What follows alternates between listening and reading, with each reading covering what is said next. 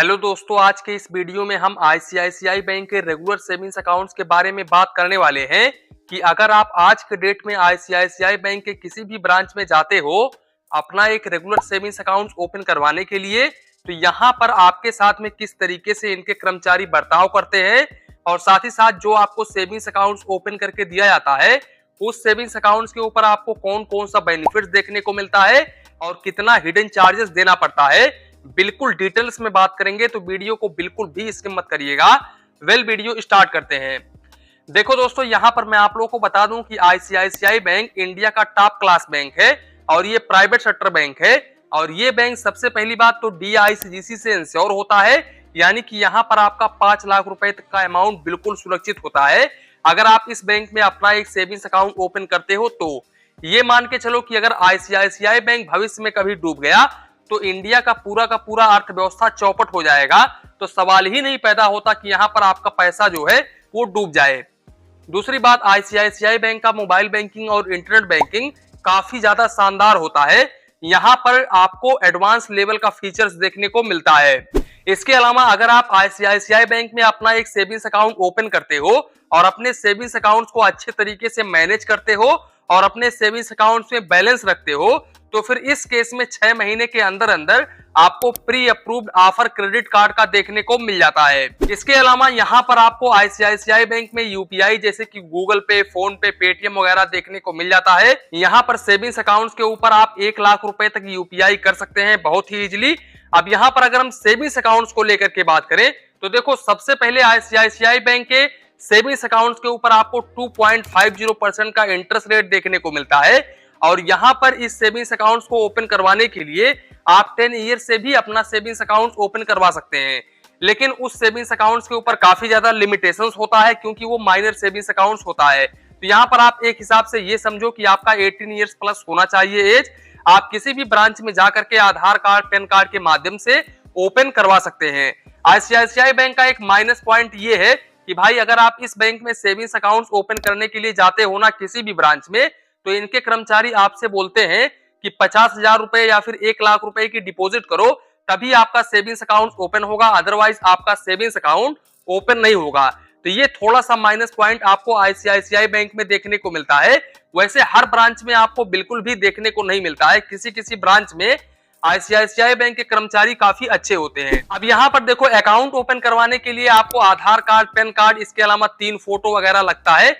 यहाँ पर आप ब्रांच में जाकर के जमा करके बहुत ही इजीली अपना सेविंग्स अकाउंट ओपन कर सकते हैं। बाकी यहाँ पर अगर हम मिनिमम बैलेंस को लेकर के बात करें तो यहाँ पर भाई जिन लोगों का सेविंग्स अकाउंट 1 अगस्त के पहले ओपन किया गया है उन लोगों को यहाँ पर ग्रामीण लोकेशन पर 1,000 रुपए, इसके अलावा रूरल में 2,000 रुपए, सेमी अर्बन में 5,000 रुपए, अर्बन और मेट्रो सिटीज में यहाँ पर आपको 10,000 रुपए एवरेज मंथली बैलेंस मेंटेन करके चलना पड़ेगा।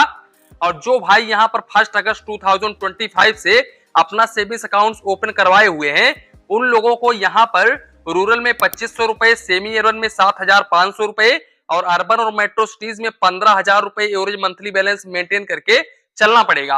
अब अगर आप इस मिनिमम बैलेंस को मेंटेन नहीं करते हो तो आप जितना भी शॉर्टफॉल करते हो उसके ऊपर आपको 6% प्लस जीएसटी चार्जेस देना पड़ता है और यहाँ पर मैक्सिमम आपको 500 रुपए प्लस जीएसटी चार्जेस देना पड़ता है। देखो, यहाँ पर जब आप सेविंग्स अकाउंट्स ओपन कर लेते हो तो यहाँ पर आपको वेलकम किट में चेकबुक, एटीएम कार्ड, पासबुक वगैरह देखने को मिल जाता है।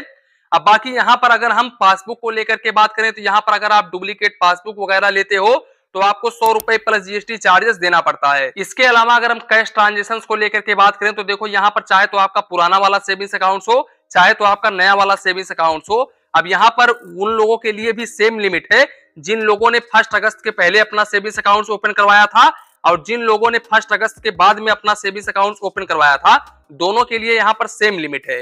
देखो, यहाँ पर कैश डिपॉजिट आप आईसीआईसीआई बैंक के ब्रांच से 1 महीने में 3 बार कैश डिपॉजिट बिल्कुल फ्री ऑफ कॉस्ट में कर सकते हैं।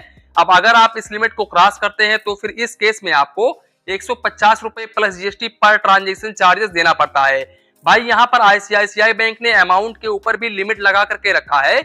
यहाँ पर आप ज्यादा से ज्यादा 1 महीने में 1 लाख रुपए तक ही कैश डिपॉजिट बिल्कुल फ्री ऑफ कॉस्ट में कर सकते हैं।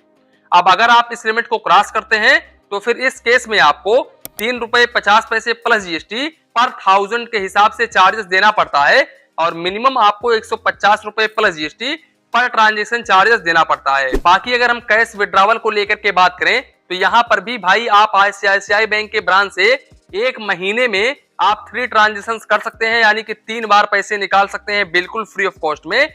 अब अगर आप इस लिमिट को क्रॉस करते हैं तो फिर वही सेम चार्जेस है 150 रुपए प्लस जीएसटी, और यहाँ पर भी लिमिट है कि आप 1 लाख रुपए से अधिक एक महीने में नहीं निकाल सकते। अब अगर आप 1 लाख रुपए से अधिक निकालते हो तो फिर यहाँ पर भी आपको 3 रुपए 50 पैसे प्लस जीएसटी पर 1000 के हिसाब से चार्जेस देना पड़ता है, और मिनिमम आपको 150 रुपए plus GST per transaction charges देना पड़ता है। तो यहाँ पर कैश ट्रांजेक्शन के ऊपर काफी ज्यादा लिमिटेशंस है आईसीआईसीआई बैंक में।